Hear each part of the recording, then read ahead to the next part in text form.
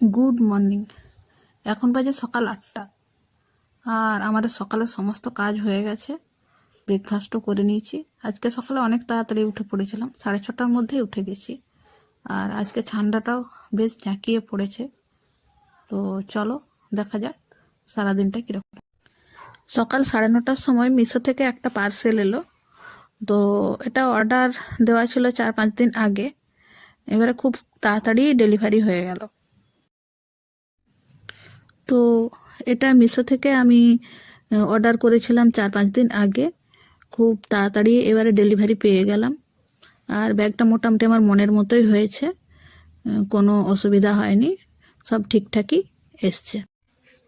তো আমি ব্যাগটা চেয়েছিলাম যেন একটু বড় হয়, আর স্পেসটা ঠিকঠাক যেন একটু বেশি পাওয়া যায়। তো সেরকমই এসছে। তো আজকের মতো ভিডিওটা এটুকু পর্যন্তই।